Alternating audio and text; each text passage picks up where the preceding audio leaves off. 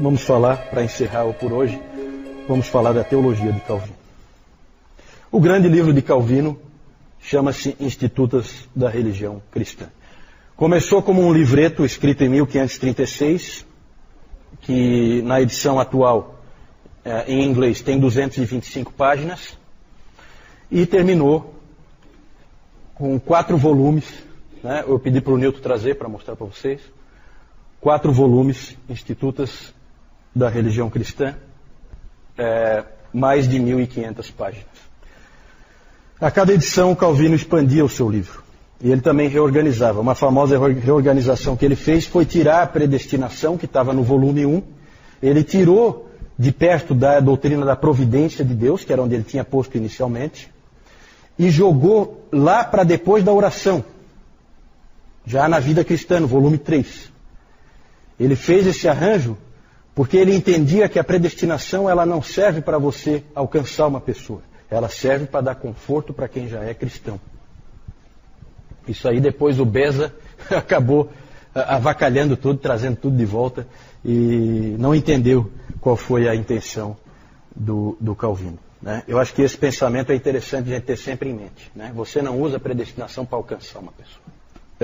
Você usa a predestinação como a Bíblia usa, para te dar conforto, segurança, de que a tua salvação é irrevogável, que a tua salvação é segura, nada pode te separar do amor de Deus que está em Cristo Jesus, nosso Senhor.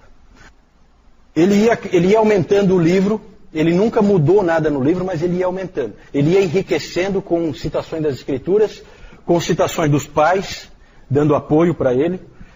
Os pais favoritos dele eram Crisóstomo e Bernardo de Claraval, né, mais recente o Bernardo, já da Idade Média, e principalmente Agostinho. Ele também ia expandindo conforme ele ia vivendo a condição de pastor. Ele exemplifica muito o que o Lutero disse. Lembra que o Lutero disse que você se torna teólogo vivendo experiências. Deus fez ele viver experiências, não só dele, mas também das outras pessoas na condição de pastor. Ele também ia estudando cada vez mais a palavra, melhorando o entendimento que ele tinha da palavra de Deus. Ele escreveu comentários de quase todos os livros da Bíblia. Aqui o Nilton trouxe para mim, para eu mostrar para vocês alguns comentários que nós já temos em português. Está saindo muito agora, né? Comentários do Calvino. Eu acho que vocês têm também. Aqui tem alguns. Deixa eu mostrar um separado aqui.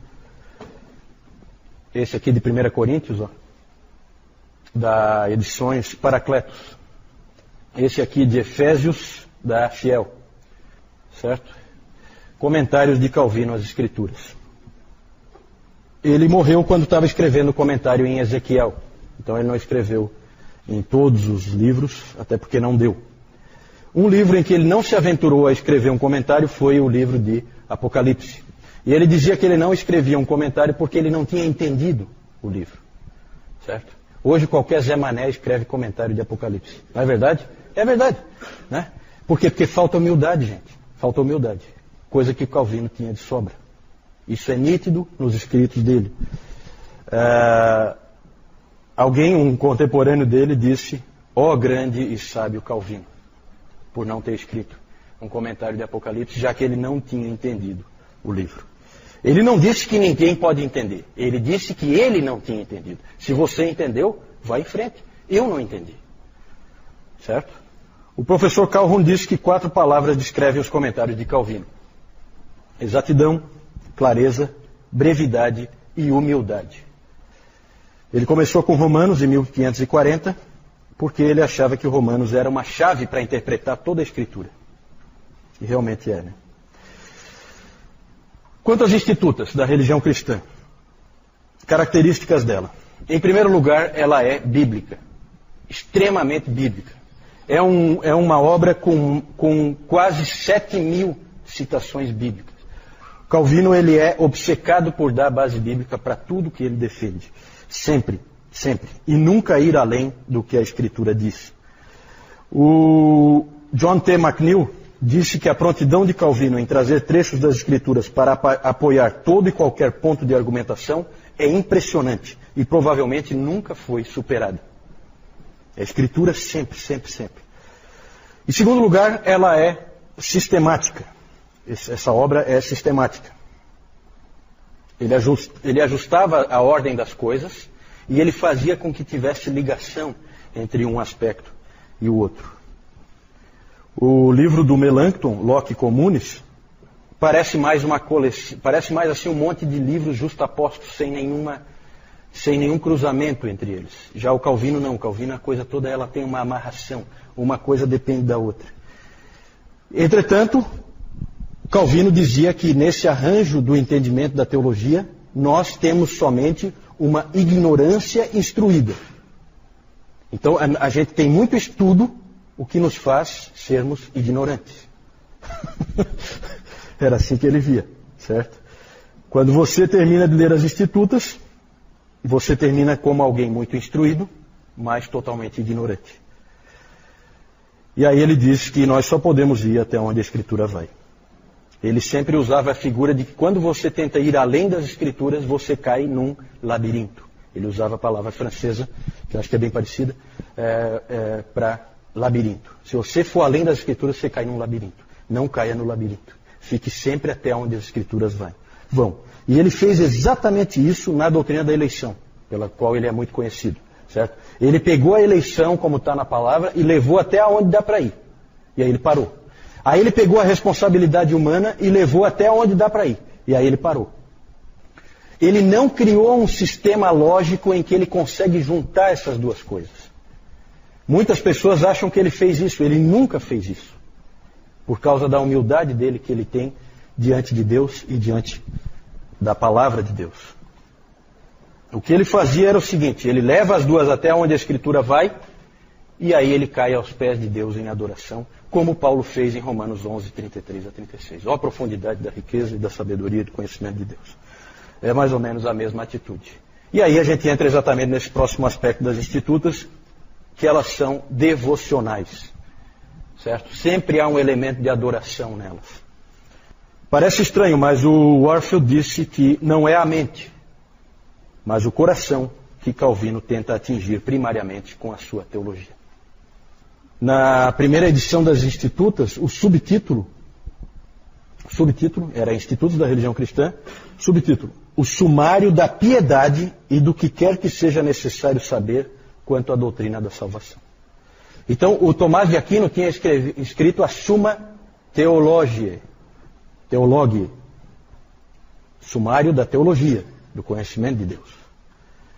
O Calvino escreveu a Summa Pietatis, o sumário da piedade. Certo? É diferente, a abordagem é diferente.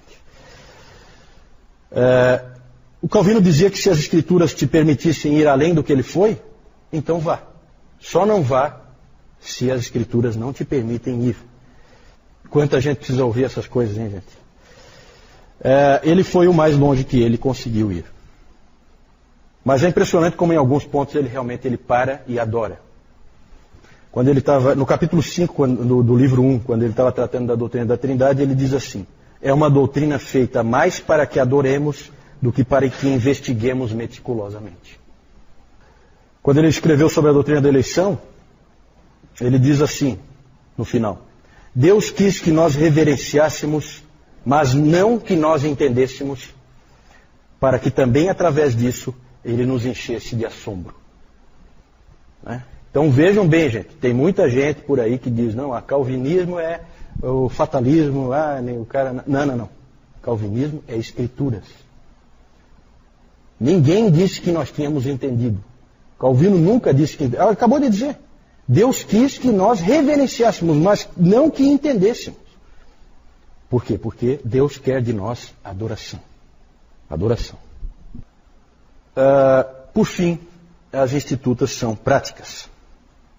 Nada é mais marcante no trabalho do Calvino do que o fato de que ali você vê a síntese de um indivíduo que é um exegeta, um teólogo sistemático, um pastor e um pregador. Tudo junto, numa única pessoa. Ele não queria ser isso, mas Deus queria que ele fosse. Deus queria que ele fosse. Que ele fosse essas quatro coisas numa única pessoa, para que ele pudesse fazer o que ele fez, porque esse indivíduo vai irradiar o protestantismo para muitos outros lugares. certo? Muito mais do que o Lutero. Lutero é fundamental porque o Lutero abriu a porta. Só que o Calvino é o organizador daquele bando, transformando num exército, certo? E a maioria das igrejas protestantes descendem indiretamente de Genebra, porque todo mundo foi aprender lá para depois aplicar nos seus respectivos países, certo? O Dr. Calhoun diz que se o Calvino tivesse seguido o seu caminho para Estrasburgo e tivesse se isolado numa torre de marfim, se tornando um acadêmico, ele também teria escrito as Institutas da Religião Cristã. Mas seria um outro livro, um livro diferente, certo? E o que nós temos é muito melhor. Muito melhor. Porque é um livro escrito por um indivíduo que foi forçado por Deus a viver a vida, apesar de ser um grande intelectual. A T.H.L. Parker disse: as Institutas de Calvino não foram escritas numa torre de marfim, mas no meio de agruras com crianças e de choro de bebês. Porque a casa onde Calvino morava tinha uma série de parentes que moravam com ele, todos com crianças pequenas.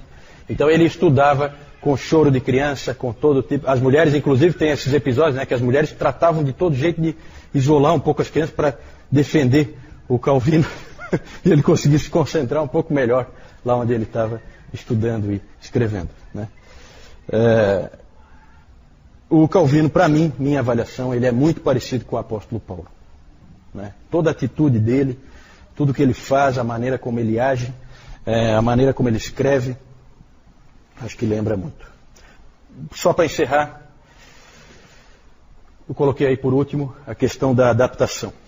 O Calvino diz várias vezes que a Bíblia, esse livro, é Deus falando em linguagem infantil. É um pai que fala para os filhos em linguagem para criança. Ele usa parábolas. Hoje de manhã o Newton usou a figura do oleiro, né? Ele se colocou como um oleiro. Para quê? Para a criancinha dele entender, nós. Né? Porque vocês são pequenos, vocês não entendem nada. Eu preciso, como um pai, explicar para vocês. Essa é a atitude de Deus, era isso que Calvino dizia. Então Calvino falava muito da acomodação, da adaptação das Escrituras a nós. É um livro escrito para seres humanos. É um livro escrito para que a gente consiga entender e adorar, né? Mas ele não vai revelar tudo. Nós não vamos entender tudo sobre Deus na palavra. E ele dizia que a mesma coisa deve ser feita na igreja por aqueles que ensinam. Eles devem ter a mesma preocupação. Fazer com que as pessoas entendam a mensagem. Que elas se adaptem. É claro que um indivíduo que sai de um grande seminário com um doutorado em teologia, ele pode vir aqui e falar durante horas coisas que nenhum de nós vai entender. Mas para que serve isso? Além de uma exibição gratuita de capacidade, ou sei lá, né? Não é esse o propósito de Deus. O propósito de Deus é que a palavra chegue a todas as pessoas. Então, nas Institutas, há também essa adaptação. Infelizmente, as traduções são muito complicadas. Porque os tradutores, eles gostam de complicar, não sei porquê.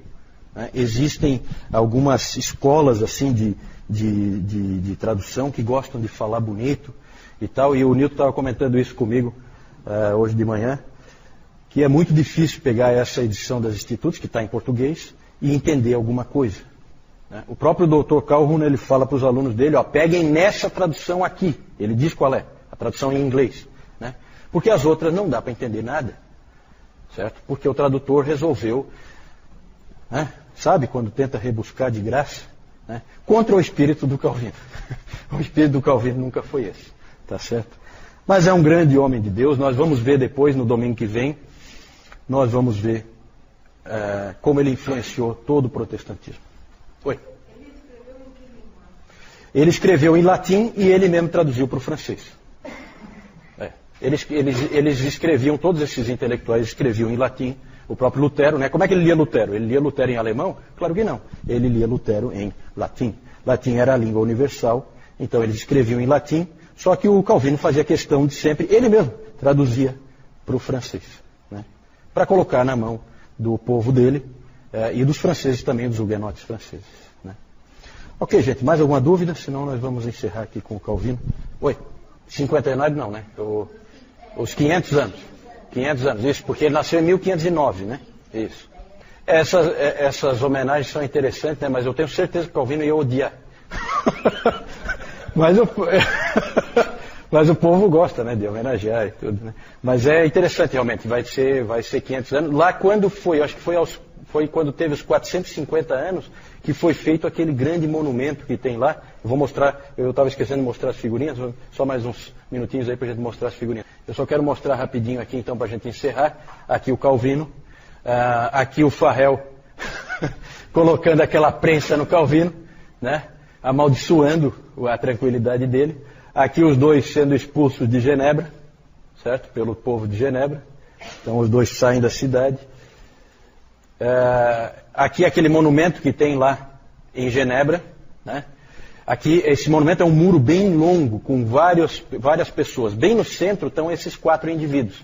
Aqui é o Farel, aqui o Calvino, esse é o Beza, sucessor do Calvino, e esse aqui é o John Knox, o grande reformador escocês, certo?